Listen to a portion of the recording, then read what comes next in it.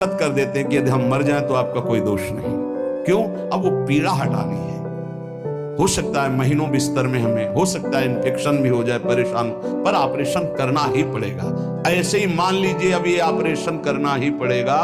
जन्म जन्मांतरों से हमारा भव रोग बढ़ चुका है, अब ऑपरेशन के लिए तैयार हो जाए। ऑपरेशन के लिए तैयार क्या होता है? चीरा फाड़ा जो लगेगा, सुन्न का सुई लगेगा, बड़ा कष्ट सहना पड़ेगा, महीनों बिस्तर में पड़े रहना पड़ेगा, पर हम वो करेंगे अब, क्योंकि इस रोग से निवृत्त होना है। ऐसे ही हमको विकारों से जलना पड़ेगा, हमको प्रियजनों की भावनाओं से बचना पड़ेगा, हमको अपनी प्रिय भावनाओं से बचना पड़ेगा, हमको अकेला पूरे विश्व से युद्ध करना पड़ेगा, तब भव समुद्र से पार होता है। भव रोग से क्या अकेला? इस मार्ग में कोई किसी का सहयोगी नहीं होता, पक्का समझना। आपको स्वयं लड़ना होगा, क्योंकि अंदर का विषय होता है। बाहर तो हजारों लोग मित्र हैं, लेकिन मेरी अंदर की सामर्थ्य हमको बचाएगी। बाहर की सामर्थ्य जन समुदाय की नहीं बचाएगी। हमारे अंदर कोई वृत्ति आ रही हो, अंदर का भजन बचाएगा, बाहर का नहीं। एक एक वृत्ति आपको सुधारनी, आपको लड़ना होगा। पर आप अगर निश्चय कर ले तो आप लड़ सकते हैं, क्योंकि आप हरि के अंश हैं, आप में सब सामर्थ्य है। देखो, लगता है कि एक सुई लगती तो लगता है हम नहीं सह पाएंगे। भारी से भारी जब कष्ट आए तो सब कोई सह जाता है।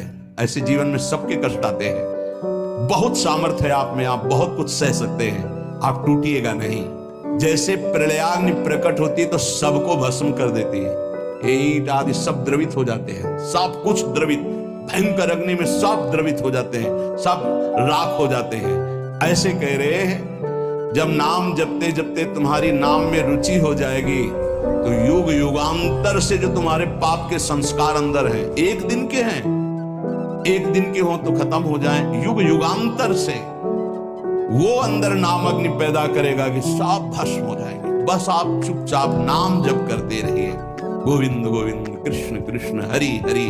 यदि अज्ञान से तुम्हें कुछ पता नहीं नाम का क्या प्रभाव है, क्या लाभ मिल रहा है, नहीं मिल रहा, पर संत ने कहा है, सत्संग में सुना है, अब तो नाम जपेंगे। पुण्य श्लोक भगवान श्री हरि का नाम, प्रियाजू का नाम आप जपने लगे, आपका मंगल हो जाएगा।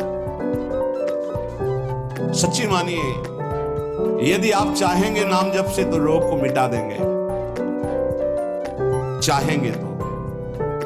पूरे धन्वंतरी जी ने आयुर्वेद का शोध करके देखा तो जो औषधियों में शक्ति पाई गई, उससे लाखों गुना बढ़कर के रोग मिटाने की शक्ति भगवान के नाम में पाई गई। जैसे किसी वैज्ञानिक कैंसर के विशेषज्ञ, जब उन्होंने सरकार की बात सुनी कि दतून करते हैं ऐसे, तो उन्होंने कहा इसका विज्ञान सपोर्ट नहीं करता है, क्योंकि विज्ञान प्राकृतिक बुद्धि का सपोर्ट करता है। भजन बल से वो किसी के रोग नष्ट नहीं करते थे, बहुत दैन्यता से वो रोग, तो दया आ गई, करुणा आ गई, उस रोग को अपने ऊपर ले लिया और उसके रोग की निवृत्ति कर दी।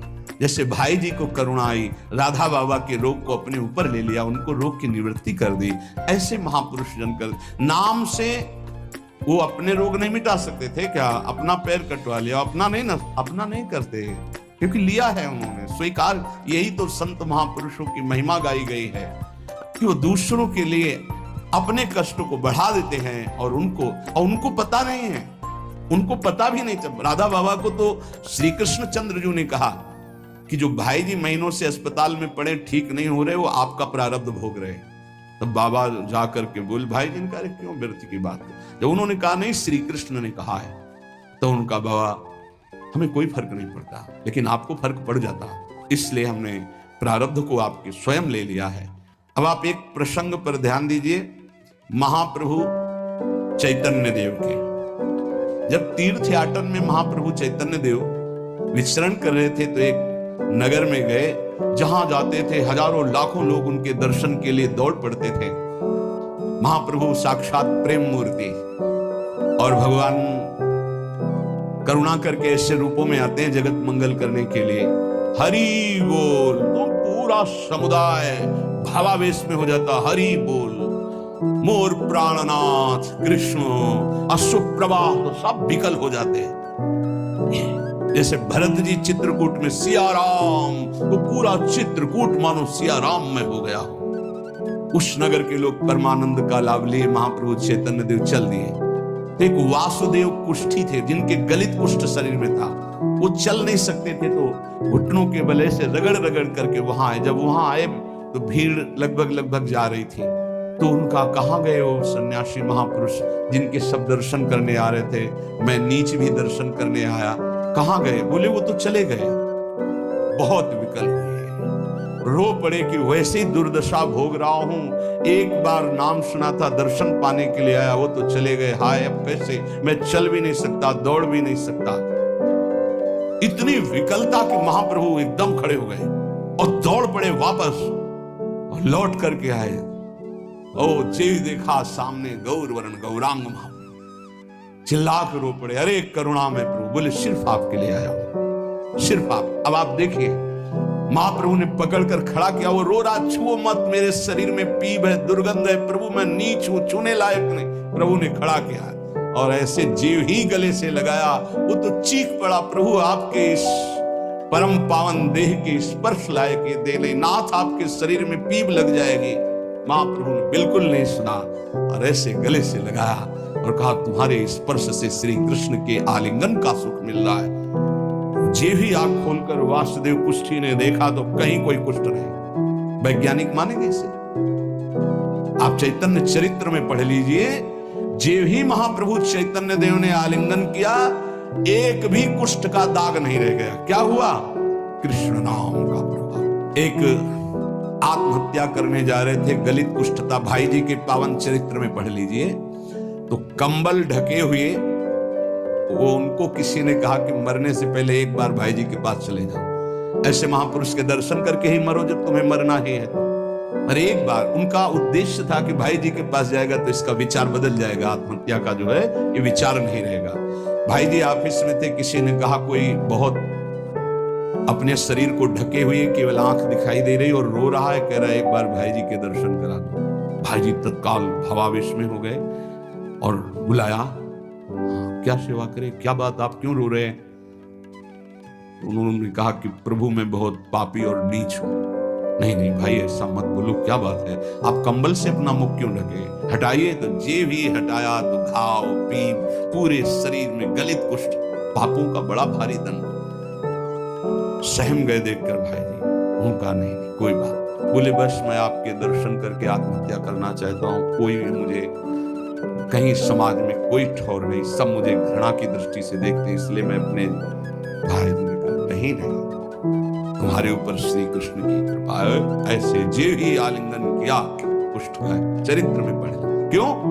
क्योंकि नाम जप है, संकल्प किया, उसके संपूर्ण पाप नष्ट हुए, भस्म हुए, रोग गायब। रोग कहां से होता है? पाप का दंड है, रोग खत्म हो गया। कितना भी बड़ा रोग हो जो किसी और औषधि से न खत्म हो रहा हो, और नाम जब किया जाए और संकल्प कर दिया जाए कि ये रोग ठीक हो जाए, तो हरिनाम औषधि से बड़ा असाध्य रोग भी ठीक हो जाता है। बोले कर लो अपनी किडनी ठीक, बीमार तो हो आप। तो सच्ची कहते हैं, वृंदावन में बैठे 100 के 100% में 1% भी इच्छा नहीं कि हमारी किडनी ठीक हो जाए। इससे बड़ा साक्षी हम नहीं दे सकते, क्योंकि वृंदावन हमारा प्राण सर्वस्व जीवन है। 1% 100 में नहीं कि ठीक हो जाए, जैसे चला रहे वैसे चलाओ। अब इससे हमें ठीक होने का तात्पर्य नहीं, क्योंकि जो ठीक होना चाहिए वो ठीक हो गया। हम भले हैं, बुरे हैं, नीच हैं, अच्छे हैं, जैसे हैं। अपनी प्रियाजू के ठिकाना मिल गया गोरे चरणारविंद का, इसलिए इसकी जरूरत नहीं है। आप चाहे 100 वर्ष रखो, चाहे 1 सेकंड में इसको बुला लो, कोई परवाह नहीं इसकी। 100 गोपाल शास्त्र नाम का रोज पाठ करते थे और गिरिराज जी की परिक्रमा करते थे, पूरा जीवन हो गया था। और पैरालिस आधे शरीर में उनके हो गया, लकवा जिसे कहते हैं, लकवा ही तो कहते हैं हिंदी भाषा।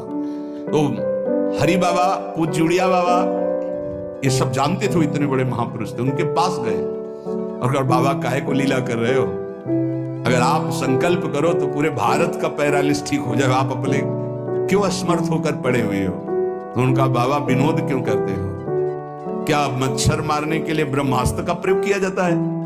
अरे ये शरीर छूटेगा आज नहीं तो कल, इसके लिए भगवान नाम और भजन का प्रयोग करें। नहीं, बाबा मुस्कुरा दिए। पर शास्त्रीय सिद्धांत यदि आप औषधि से भी नहीं ठीक हो रहे हैं, नाम जप कीजिए और संकल्प कीजिए कि ये रोग ठीक हो जाए। पक्का ठीक हो जाएगा जब उस पाप की नष्ट करने योग्य आपका भजन बन जाएगा, पक्का ठीक हो जाएगा। जिनके स्मरण और नाम कीर्तन से संपूर्ण मानसिक चिंताएं, शारीरिक रोग और भी व्याधियां वो सब नष्ट हो जाएंगी नाम से। मानसिक चिंताएं, कई लोग ऐसे आए कि मैं डिप्रेशन में था, जब से प्रवचन सुना राधा राधा जपा सब खत्म हो गया। बाहर से सुनकर राधा राधा खत्म हो जाएगा, अगर आपको कहीं ऐसा है इसका मतलब आप बात ही नहीं सुन रहे, नाम ही नहीं जप रहे। अरे नाचने का मन होता है। आधयो व्याधयो यस्य स्मरण नाम कीर्तनात्, कोई भी मानसिक या शारीरिक कष्ट उसे व्यापता ही नहीं जो नाम जप कर रहा है। सच्ची मानिए, आप पकड़िए इस बात को, पकड़िए, नाम जप से सब कुछ ठीक हो। एक बहुत डिप्रेशन में यही आए हुए थे, उनको हमने बताया सबके जूते साफ करो, यहां सबकी पादुका साफ करो, वाणी पाठ में बैठो और पाओ श्री जी की जूठन, ठीक हो जाओ। ये कोई आशीर्वाद नहीं था, ये पाप नष्ट करने की प्रक्रिया थी। जब आप सबकी पादुका साफ करोगे तो आपके सारे पाप नष्ट हो जाएंगे। पर देहाभिमान प्रबल, पादुका हम सबकी, ये बहुत बड़ी बात है। बड़े सौभाग्यशाली जिनको ये रहस्य पता चल जाए कि सब संतों के बाथरूम साफ करने का अवसर मिले, पादुका साफ करने का अवसर मिले, जूठन फेंकने का अवसर मिले, अहो भाग्य, जीत गए आप इस माया पर ये बात सबकी समझ में नहीं आएगी, क्योंकि अभिमान नष्ट होता है। जिस समय आप दूसरों की पादुका साफ करेंगे उस समय आपके पाप और अभिमान दोनों का नाश हो जाएगा। अरे बहुत कठिन बात है, बहुत कठिन बात है। सब लोग खड़े हो और आप उनकी पादुकाएं, और कोई कठिन बात नहीं। आप गुरुद्वारा जो साहब कहते हो, वहां चाहे आप जितने बड़े पदाधिकारी हो, वहां अगर सेवक हो तो वहां पहले जोरी सेवा मिलती, पादुका की सेवा करो, और सब करते हैं। सर्वरोगोपशमनम सर्वोपद्रव नाशनम शांतिदम सर्वरिष्टानाम हरे नामानुकीर्तनम। गंगा के किनारे पूज्य हरि बाबा विचरण कर रहे थे तो 10 गांव के लोग एकत्रित होकर आए और कहा, बाबा गंगा जी जब बढ़ती तो पूरा हाहाकार मच जाता है, हमारे खेत बह जाते हैं, गांव पूरा जीना मुश्किल हो जाता है। ना कोई इस बात को समझ पा रहा है और ना हम में कोई सामर्थ्य। बाबा कृपा करो, आपके पास तो बहुत लोग आते रहते हैं। हरि बाबा विश्व प्रसिद्ध महापुरुष थे, उड़िया बाबा सदैव साथ रहते थे। अनूप शहर, हरि बाबा ने सबकी करुण पुकार सुनी तो बाबा ने कहा, हाँ हमारे पास एक बहुत बड़ा पावर है, नाम सुनो, सबको साथ देना पड़ेगा। क्या? बोले बालू का बांध बांधेंगे। हमारे पास पैसा नहीं, हमारा कोई सहयोग नहीं, हम बालू का बांध। बोले बालू का बांध गंगा जी? बोले जहां नाम जप करके तसला रख दोगे बालू का, गंगा जी चाहे जितनी बाढ़े उसको काट नहीं सकती। तो जानते हो अब तो बहुत बड़ा बांध बना हुआ है, उसको हरि बाबा बांध से ही कहते हैं, हरि बाबा के नाम से ही बांध। पर बाबा ने पहला बांध जानते हो काहे का बनवाया? बालू का, भर भर के बालू, नाम उच्चारण हो रहा है, हरे कृष्ण हरे कृष्ण, बाबा यह कीर्तन करवाते थे। और ऐसे तसला फावड़े में भरा जा रहा है, कृष्ण कृष्ण कृष्ण, और रखा जाता है कृष्ण। बोले गंगा जी की सामर्थ्य नहीं कि काट दे। ऐसा ही हुआ, गंगा जी बहुत बढ़ी पर दिशा बदल दी, बांध का स्पर्श ही नहीं हुआ। और आगे चलकर जब पता चला कि बाबा ने ऐसा बांध, तो फिर सब मिलकर सरकार ने भी बहुत सुंदर बांध बना हुआ है और आज भी कीर्तन अखंड चलता रहता है। बहुत बड़े बड़े महापुरुष वहां बैठ करके साधन भजन भी किए। हरि बाबा उड़िया बाबा जब थे तो भाई जी महाराज बड़े बड़े संत जाकर वहां सत्संग करते थे। नाम का प्रभाव गंगा जी ने नहीं स्पर्श किया, उस बांध को जो बालू का बांध दिया गया। आप समझते हैं नाम में अपार कैसे